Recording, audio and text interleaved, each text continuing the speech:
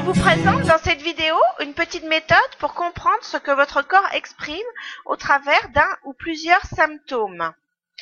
Donc, je fais souvent référence à mon livre « Mots et maladies, les comprendre pour guérir », mais vous pouvez utiliser cette méthode avec d'autres sources. Elle vous permettra de toute manière de tirer le meilleur parti de la compréhension de vos symptômes pour vous auto-guérir. Donc, un déséquilibre de santé est toujours le reflet d'un déséquilibre émotionnel.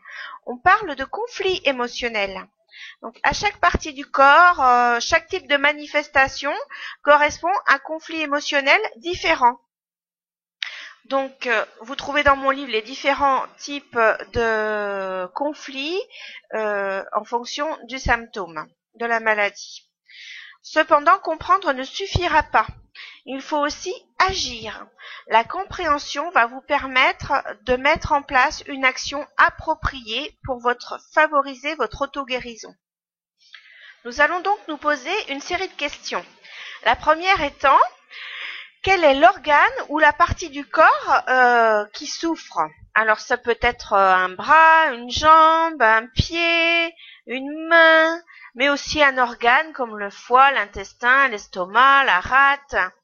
Voilà, je vous propose de prendre un exemple issu de mes consultations pour mieux comprendre. Donc dans notre exemple, la patiente qui est venue me voir avait des maux d'oreille, aux oreilles, pardon. Alors, jusque-là, rien de bien compliqué, vous saurez localiser vos douleurs. Mais ensuite, que signifie cette douleur ou ce symptôme? En l'occurrence ici, que signifient les maux d'oreille?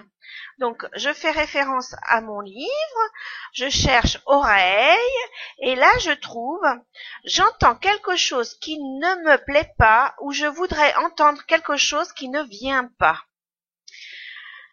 Alors, pour préciser cela, on va noter donc quel type de manifestation est-ce précisément, hein? Est-ce une douleur, un kyste, une maladie diagnostiquée, hein? Dans notre exemple, il s'agit d'acouphènes. Alors, les acouphènes, ce sont des bruits qui ne sont pas générés par l'extérieur, mais que l'on entend en permanence. Donc, question suivante. Quelle est la signification des acouphènes? Je me reporte au livre, et là je cherche acouphènes, et je trouve « Je veux être performant à tout prix, je n'écoute pas mes propres besoins, je vis alors un très grand stress ». Alors, on peut avoir des informations supplémentaires selon que le symptôme se manifeste du côté droit ou du côté gauche. Dans notre exemple, il n'y a pas de latéralisation puisque les deux oreilles sont victimes des acouphènes. Donc, c'est page 30 de mon livre, vous trouverez les significations qui se rapportent au côté droit et au côté gauche. Donc, nous allons passer à la question suivante.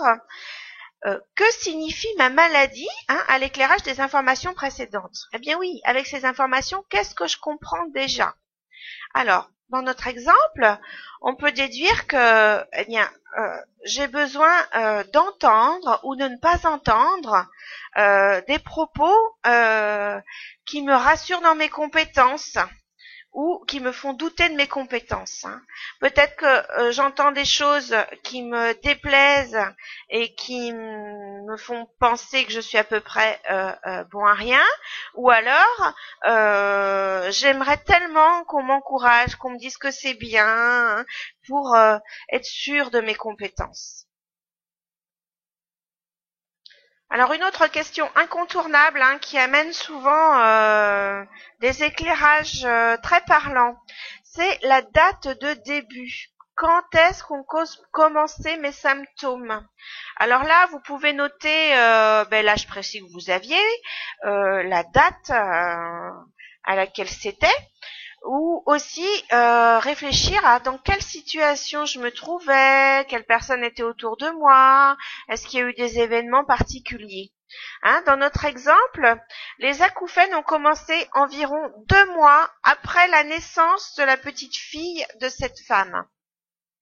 On va se demander ensuite s'il y a une personne qui peut être à l'origine de nos émotions. des émotions causes là dans notre symptôme.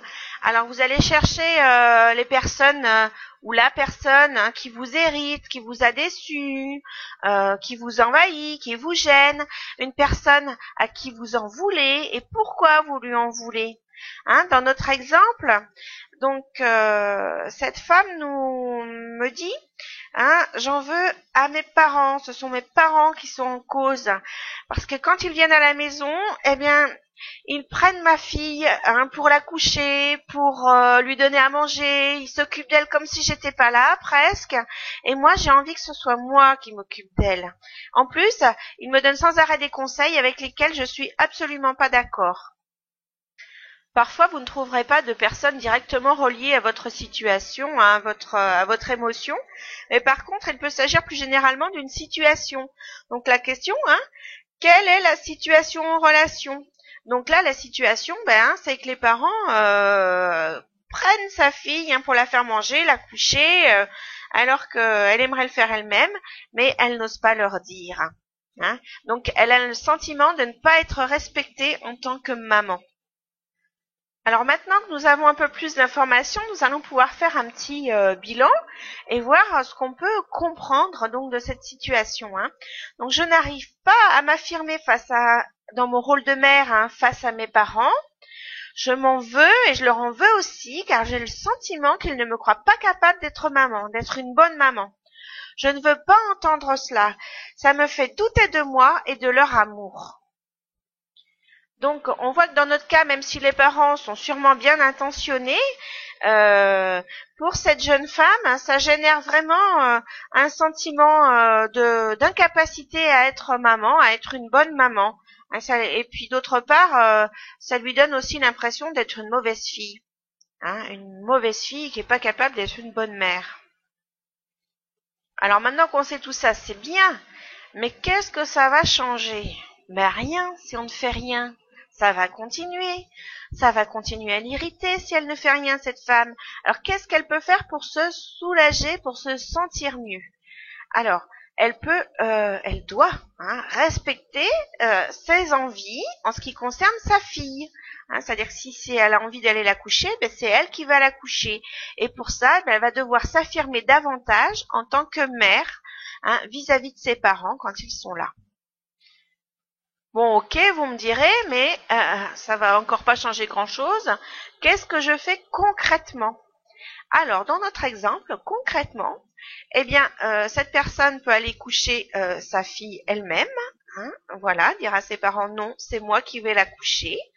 Et puis quand il lui donne des conseils, elle peut aussi dire écoutez, moi c'est pas comme ça que je fais ou que j'ai appris ou que je le sens ou que je pense et donc je fais à ma manière.